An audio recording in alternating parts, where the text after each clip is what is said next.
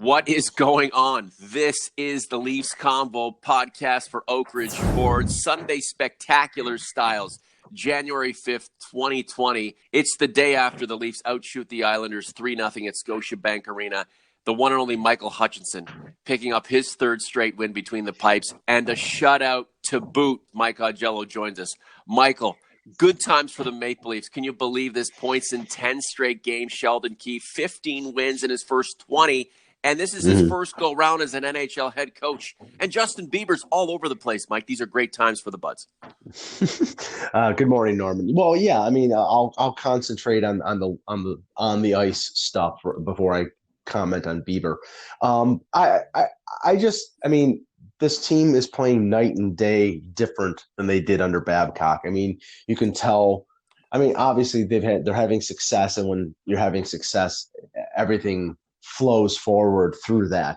And 15-4-1 under Keefe. They're playing with more energy. They're definitely having more fun out there. I thought last night, actually, I mean, Hutchinson, it wasn't one of those shutouts where the team, where he just, oh, by the way, he made some really nice saves. He made some nice glove saves. He made a couple real nice pad saves. He earned that shutout. And, you can tell he's a popular player in that locker room because they really wanted it for him. And the thing is, if he can play like he has the last few games where he just gives them competent goaltending with the goal scoring that they're putting forth, then they don't need to go out and get a backup goaltender. But they definitely need to do what they did yesterday, which is play somebody other than Freddie Anderson in a non-back-to-back start after Anderson had faced 48 shots on Thursday against Winnipeg. They need to get him rest, and it was a smart move by Sheldon Keefe to put Hutchinson in. It's been a while watching the Maple Leafs, sensing at any point that the Leafs are going to lose the game. Whether they're behind or ahead, Mike, it feels like this team is in command. Domo and Community, after I asked for your 3 stars of the 3-0 Leafs win over the Islanders, I asked for your 3 stars on Community. Domo says Mike Babcock's ego being free of it going forward.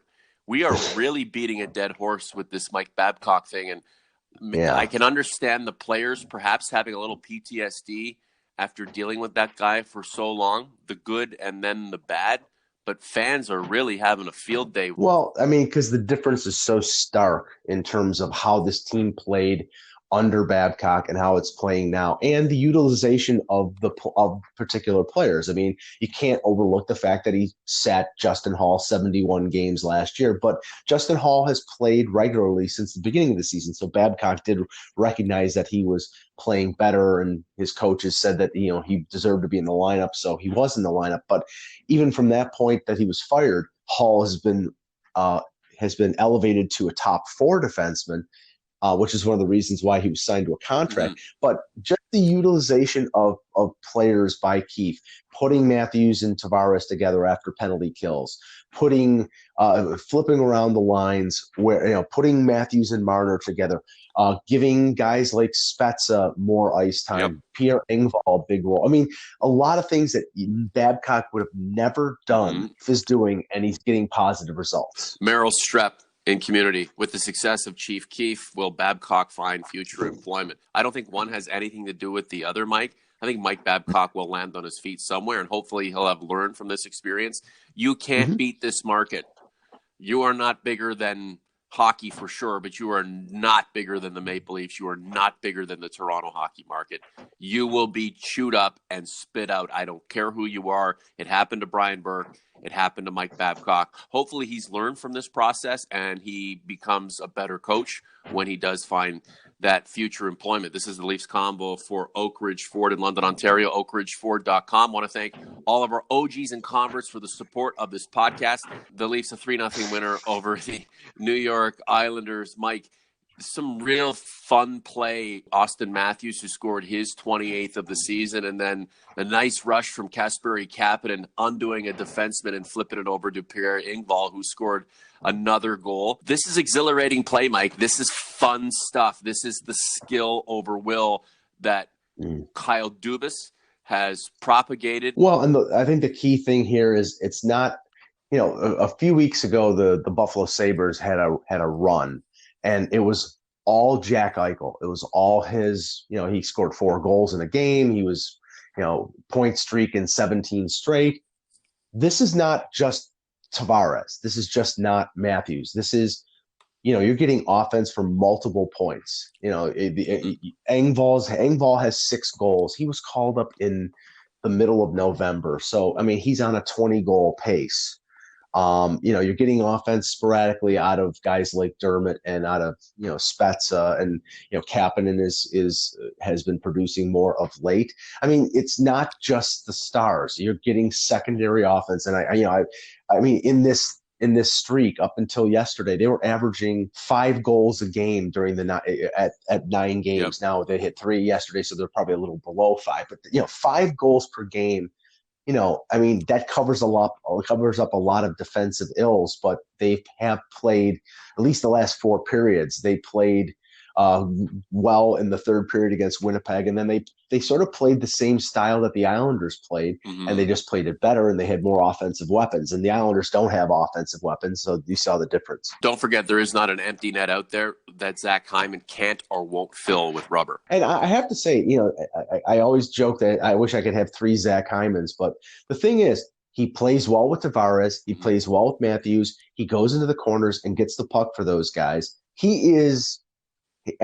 he's not a MVP of this team, but he is a very valuable player. He's a VVP of this team, and they need players. And I think that they're getting contributions from some of their secondary players, not only offensively, but you see, a kid like Mason Marchment making the NHL, throwing his body around, Engvall doing what he does on the penalty kill. I mean, every little contribution from every player is helping right now. James Dees, 3 stars. The 3rd star, Mitch. Number 2, Pierre Engvall. Number 1, Michael Hutchinson. We can't overstate how big a moment that was for Hutch. He was so excited getting the shutout, a 3rd straight win. I don't know if his play and the way the Leafs are going right now cures all concern about the backup situation as we progress towards the future, but it's feeling a little better. And if Michael Hutchinson feels better and the team that employs him feels more confident in what he can do. Well, it takes the pressure off Kyle Dubas. I mean, teams could essentially hold him up for ransom if Hutchinson was losing more games, or if they went to Casimir Kaskisuo and it wasn't working out. I mean, that's the one positive here. He's gotten 3 wins in a row out of Hutchinson. The pressure is off in that respect. If he can play him a little more and get Anderson more rest, the Leafs have, I believe, 6 more games in the next 13 days before they have their bye week and then an all-star break. Anderson's going to probably play all 6, or maybe 5 of 6. So they have to find ways to get him rest during the year. And if Hutchinson's playing at this level, then they can do that.